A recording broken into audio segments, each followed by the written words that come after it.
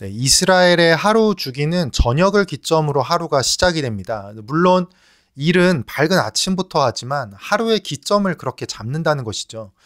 기본적으로 음력의 계산법을 따르는데 간단히 말해서 유대력 음력 1월은 양력 3에서 4월 정도, 음력 3월은 5에서 6월 정도의 시기로 보시면 맞습니다. 그래서 6월절이 유대력으로 음력 1월 14일, 오순절이 음력 3월 6일 이런 식으로 계산이 돼요. 절기는 이제 음력, 7일 안식일 주기는 또 우리가 생각하는 양력의 일주일을 따르거든요. 그러다 보니까 음력의 6월절 주기랑 양력을 따르는 7일 안식일 주기가 이렇게 겹치는 일들이 생기곤 합니다. 우선 초반부에 6월절이 나오는데요. 음력 1월 14일이에요. 그리고 다음 날인 1월 15일부터 일주일간이 이제 무교절입니다. 이건 출애굽기에서 이미 다 나온 얘기죠. 그리고 6월절은 1월 14일 해가 지면서 시작이 되고 양을 구워 먹고 무교병과 쓴 나물을 먹습니다. 이 6월절과 무교절에는 누룩을 넣지 않은 딱 무교병만 먹어야 하는 거죠. 다 출애굽기에 나오는 얘기들입니다. 그리고 7절과 8절을 보면 나오듯이 1월 15일 무교절 첫날과 1월 21일 일곱째 날은 성회로 모여서 안식을 하는 날이죠. 그래서 이날은 모든 노동이 금지가 되는 날입니다. 이때는 여호와께 화제를 바치는데 제물의 목록은 레위기가 아니라 민수기 28장에 좀 더 자세히 나와 있거든요. 그래서 제가 표로 이 부분을 조금 정리를 해놨습니다. 9에서 14절은 이제 보리, 초실절이라고 하죠. 이 기간은 무교절 기간에 지금 포함이 되어 있는데요. 초실절은 11절 보면은 무교절 첫날, 안식일 이튿날이라고 하죠. 그러니까 1월 16일일 거고 이날 첫 추수물을 바치는 겁니다. 그리고 12절을 보면 이제 무교절하고 겹치니까 무교절에 매일 바쳐야 할 그 제물에다가 1년생 순양이 한 마리 추가가 되죠. 그 표랑 비교하면은 지금 나오는 것처럼 이렇게 되는 겁니다. 근데 이 절기가 상당히 중요합니다. 왜냐하면 예수님이 6월절에 돌아가시고 1월 14일이죠. 그러니까. 그리고 3일 만에 부활하시는데 이 부활하신 날이 이 절기로 치면 초실절이겠죠. 1월 16일. 그래서 우리 현재 개신교인들에게는 6월절과 이 초실절은 둘 다 굉장히 중요한 날짜라고 볼 수 있습니다. 자, 그 다음은 이어서 77절이 나오는데요. 이거는 요즘에 뭐 맥추절, 오순절이라고 우리가 알고 있죠. 1월 16일부터 7번의 일주일, 그러니까 49일을 세워서 음력 3월 6일이 됩니다. 50일째 되는 날이겠죠. 이때는 좀 특징이 그냥 수확물이 아니라 떡 2개를 따로 만들어가지고 성전에 가져옵니다. 이것을 새 소제라고 표현을 했는데 누룩을 넣은 것이니까 이거는 아마 유교병일 거예요. 그리고 19절에 보면 화목제 양 2마리도 추가가 되죠. 표를 보면 이렇게 아마 나올 겁니다. 여러분 아시겠지만 유교병은 원칙상 제단에다 태우지 않죠. 그러니까 이거는 봉헌물로 바쳐져서 제사장이 아마 가져갔을 겁니다. 이 오순절은 다 아시겠지만 성령 강림 주일로도 잘 유명하죠. 이 레위기에 이 초실절, 오순절 이런 것들이 연달아 기록되는 게 물론 절기라서 그렇게 돼 있는 거긴 하지만 예수님께서 이것에 맞춰가지고 하나님의 역사가 모두 이렇게 차곡차곡 이루어졌다라는 것이 굉장히 좀 의미 있게 다가오는 것 같습니다. 자, 그리고 23절부터는 나팔절입니다. 음력 7월 1일은요, 이스라엘의 설날이에요. 나팔절입니다. 그날에 이렇게 나팔을 불어가지고 그날을 사람들에게 이제 새해가 시작됐다 이렇게 알리기도 하고 또 이날은 성회로 지켜가지고 모든 노동을 멈추는 날입니다. 자, 그리고 이어서 속죄일이 나오는데 다 앞에서 다룬 것들이라 이거는 그렇게 깊게 볼 건 없을 것 같아요. 속죄일은 날짜로 치면은 7월 10일이고요. 광야로 보내지는 뭐 아사셀 염소 아마 기억하실 거예요. 그게 뭐 사탄에게 보내는 거다, 귀신에게 보내는 거다 이런저런 것도 있었던 거. 근데 핵심은 뭐냐 하면 스스로를 괴롭게 하는 마음이라고 그때 말씀드렸죠. 그러니까 이날만큼은 정말 민족 대속죄일이기 때문에 헌제자의 내면과 태도가 가장 중요한 것임을 우리가 잊어서는 안 됩니다. 자, 이어서 초막절이 나오는데요. 음력 7월 15일에서 21일까지 7일간 진행되고요. 8일째는 성회로 지킵니다. 초막절은 말 그대로 이 초막, 이 히브리어로 스코트라고 하는데 여기에서 나온 절기거든요. 그래가지고 운막, 초막을 말하고요. 또 지금 이제 교회에서는 수장절이라고도 많이 표현을 하죠. 그러니까 농산물을 수확해가지고 저장하는 절기라고 해서 또 수장절이라고도 불립니다. 이때는 약간 축하하는 의미가 강하고요. 도표를 보면은 이 8일간 계속 제물이 올라가죠. 이제 7일이긴 한데 마지막 날은 대회, 성회로 지키는 거죠.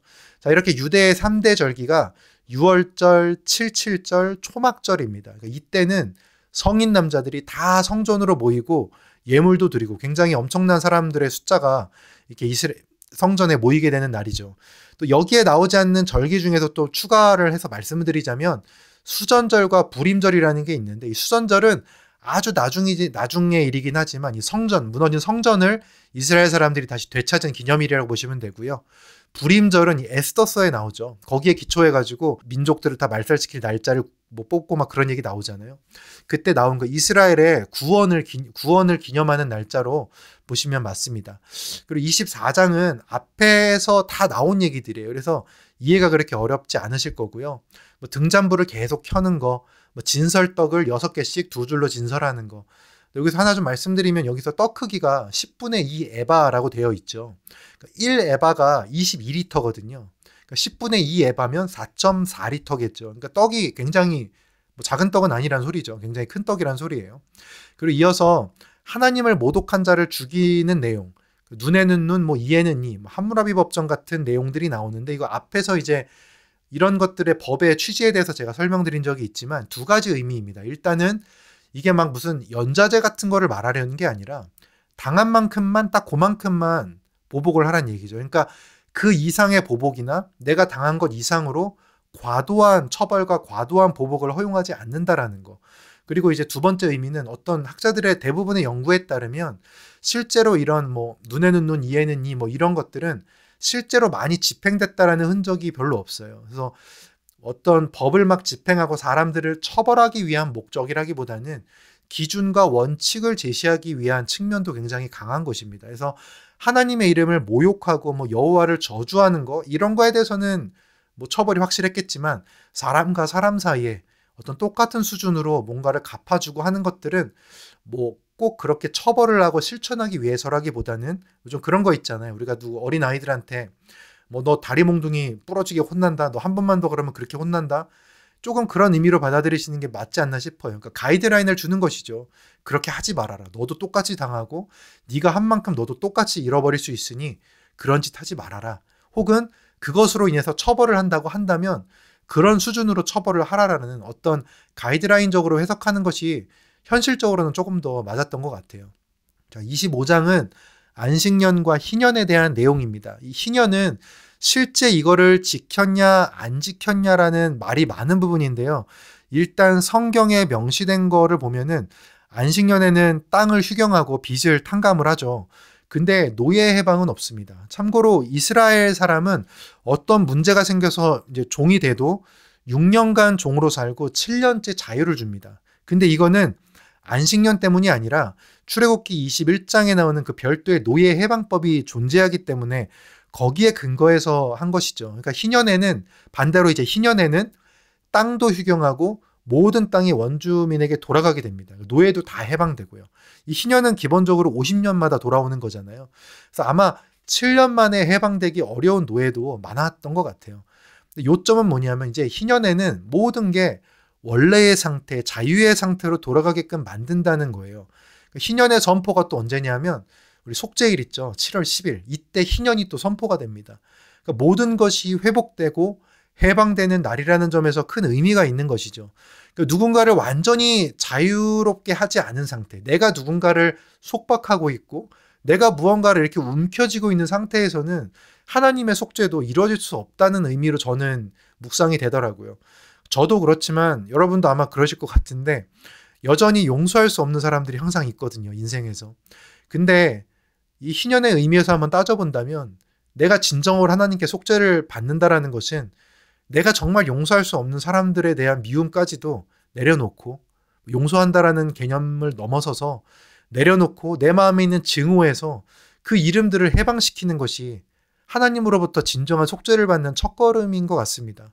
그래서 여러분들 마음속에서 혹시 여전히 이해하지 못하고 여전히 용서할 수 없는 누군가가 있다 할지라도 너무 힘들고 정말 괴로운 것이지만 그래도 하나님을 먼저 생각하면서 그 미워하고 막 증오하고 짜증나고 그 기간이 길 수도 있거든요. 근데 그 기간을 갖는다 하더라도 결국에는 그를 내 마음속에서 내 증오라는 그 테두리 안에서 해방시키는 것이 하나님을 믿는 자들의 태도인 것만큼은 분명한 것 같습니다. 그리고 이 희년 때에는요, 채무도 다 해방되고요. 다 원래대로 돌아가는 거죠. 예수님이 누가복음 4장 18절과 19절에서 희년에 관한 말씀 선포하시면서 사역을 시작하시거든요. 이 말씀 제가 보면은 주의 성령이 내게 임하셨으니 이는 가난한 자에게 복음을 전하게 하시려고 내게 기름을 부으시고 나를 보내사 포로된 자에게 자유를, 눈먼 자에게 다시 보게 함을 전파하며 눌린 자를 자유롭게 하고 주의 은혜의 해를 전파하게 하려 하심이라 하였더라. 희년을 선포하시는 것이죠. 그래서 우리가 누구나 예수님을 믿게 되는 사람들은 희년을 맞이하게 되어 있습니다. 우리가 모든 죄에서 해방되고 모든 것이 원래대로 돌아갈 것이며 하나님의 해, 예수님이 선포하신 주의 은혜의 해, 그것을 맞이하게 되는 것입니다. 물론 방금 전까지 정말 거지 같고 노예 같은 사람이 희년을 맞이했다고, 예수님을 믿었다고 지금 당장 삶에 필요한 모든 빛과 모든 희망과 이런 것들이 막 갑자기 생겨가지고 1초 만에 확 일어나고 이런 건 당연히 아니겠죠. 하지만 삶과 생명, 꿈과 비전을 추구할 수 있는 기반, 그리고 그 여건, 가능성, 이런 것들이 기존에는 아예 없다가 이런 것들이 생기면서 새로운 삶을 살 수 있게 되는 것만큼은 분명한 것이죠.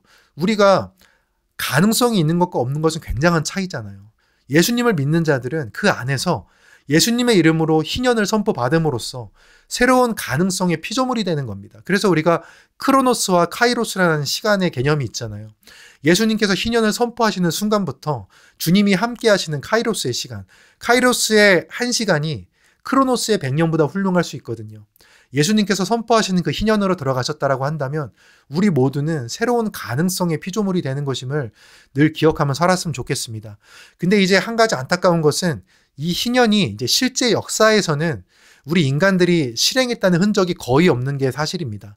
그래서 약간 이상적인 어떤 공동체의 바람 같은 거라고 생각하면 좀 더 맞을 것 같아요. 하지만 저는 이게 오히려 더 은혜스러운 게 우리 인간들은 그 희년을 실천하지 못했지만 예수 그리스도께서 이 땅에 오셔서 자신의 구원 사역과 십자가 복음으로 십자가 보혈로서 우리에게 진정한 희년을 선포해 주신 거잖아요.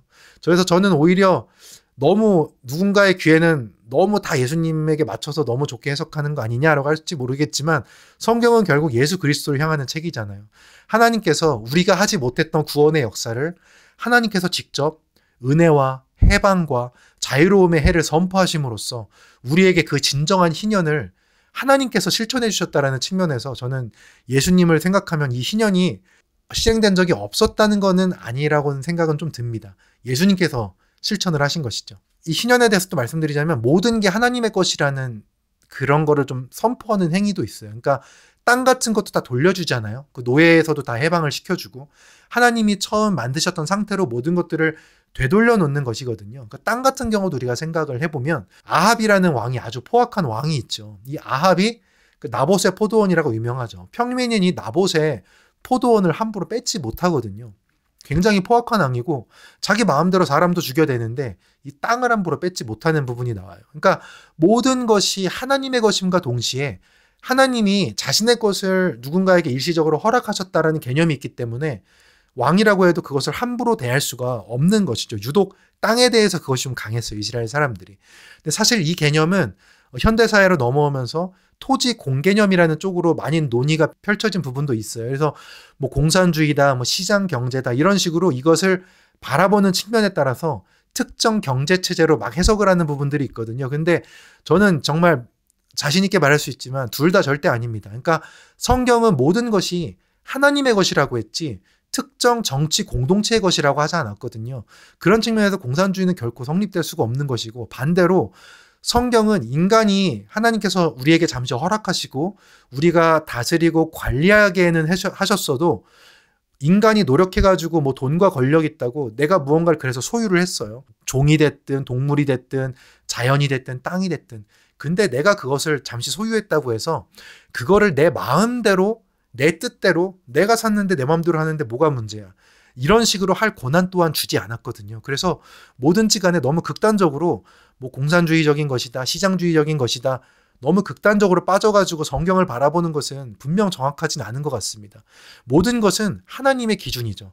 하나님의 것이고 하나님께서 잠시 우리에게 허락하시고 맡기셨다라는 그 청지기와 같은 그런 마음 자세로 겸손함으로 하나님의 말씀을 떠올리면서 세상의 것들을 바라보는 것이 가장 정확한 판단인 것 같습니다. 자, 26장은 아주 간단히 말해서 젖과 꿀이 흐르는 땅의 기준. 이것은 하나님을 믿는 것에서 나온다는 것이죠. 그러니까 젖과 꿀은 하나님께서 흘려보내시는 것이고 우리가 얻는 게 아니에요. 그러다 보니까 하나님을 제대로 섬기지 못하면 15절부터 쭉 나오는데 26장 젖과 꿀이 아니라 피와 신음이 흐르는 땅으로 변할 수도 있다는 것이죠. 다만 우리의 희망은 언제나 44절인 것이죠. 언약을 폐하지 않겠다라는 하나님의 약속. 그러니까 우리가 기도하고 묵상할 때 늘 이 말씀을 붙잡고 그래도 이 말씀을 기반으로 하라는 게 그런 거예요. 성경에는 하나님의 언약들이 가득하거든요. 그래서 우리가 그 언약들을 붙잡고 기도할 때 오늘 나에게 가장 적합한 하나님의 구원과 인도하심이 내가 무언가를 아주 단순한 거를 도와달라고 기도를 한다 할지라도 하나님의 말씀을 붙잡고 기도할 때요. 내가 전혀 예상하지 못한 방법으로 내가 해내는 게 아니라 내가 전혀 예상하지 못한 방법으로 하나님께서 그것을 이루어 주시거든요. 그래서 여러분 제가 정말 당부드리고 싶은 게 기도라는 거는요. 이루는 게 아니라 이루어지는 겁니다. 기도를 하시면서 이루어야지라는 생각을 하시면 안 돼요. 근데 저도 그런 구렁텅이에 자주 빠지거든요. 기도하면서 이루어야지, 이뤄야지, 이뤄야지. 근데 기도는 이루는 것이 아니라 이루어지는 것입니다. 하나님께 온전히 기대서 하나님의 뜻에 따라서 내가 살아가는 것이긴 하지만 기도를 했다면 그것은 하나님의 방법으로 이루어진다라는 개념을 우리가 늘 갖고 있어야 됩니다. 그래서 내 생각이 아니라 하나님의 말씀과 언약에 기반해서 기도하는 것이 더욱 중요한 것이에요. 그것대로 그 방법대로 이루어지게 되는 것을 우리가 바라야 되기 때문인 것이죠. 예상치 못한 방법일 거예요. 대부분은. 자, 27장은요. 그동안의 것을 대략 보완한 것인데 한번 읽어보시면 좋을 겁니다. 한 가지 핵심은 마지막까지 레위기가 붙잡는 핵심이 있죠. 27장은 그냥 읽어보시면 돼요. 이거는 기존 것과 내용이 거의 동일해서 특별하게 추가된 내용은 없습니다. 한 가지 핵심은 우리가 쭉 레위기를 이제 마지막 27장을 읽어보면 계속 강조하는 게 거룩이에요. 거룩. 그러니까 하나님께 나아오고 하나님과 맺는 관계에 있어서 거룩해야 한다. 거룩해야 한다. 이것이 거룩이다. 그러니까 하나님께서 얼마나 우리와 함께 하고 싶으셨으면 저렇게 거룩을 강조하실까에 대한 생각을 좀 하게 되는 것 같습니다. 그래서 여러분 레위기를 다 읽으시고 다시 한번 저는 추천드리는 게 창세기 초반부 한 3장, 4장, 5장까지 한번 읽어보세요. 그러니까 우리를 아담과 하와가 처음에 죄를 지어가지고 쫓아냈을 때 하나님의 마음이 그저 진노하는 마음 하나만 있었는지에 대한 우리가 생각을 해볼 수가 있어요. 저는 절대 그렇지 않다고 보거든요. 하나님이 우리를 쫓아내실 때 진노만 있었던 것이 아니라 정말 안타까움. 내가 내 피조물과 정말 함께하고 싶은데 나의 형상을 담은 저 인간이라는 존재와 내가 정말 함께 사랑을 풍성하게 나누면서 살고 싶은데 죄에 담벼락이 생겨서 거룩한 나와 죄가 있는 저들이 함께할 수 없는 상태가 되어서 하나님의 가슴이 찢어지는 마음이 지금 다시 읽어보면 느껴져요. 그게. 어찌됐건 그런 하나님의 마음을 한번 생각하시면서 레위기를 한번 읽어보시고 창세기 초반부터 같이 한번 더 읽어보시면 하나님의 마음이 정말로 진실되게 느껴지실 겁니다. 자, 우리 다음 시간에는 민수기 말씀 읽어보면서 또 하나님 말씀 나눴으면 좋겠습니다.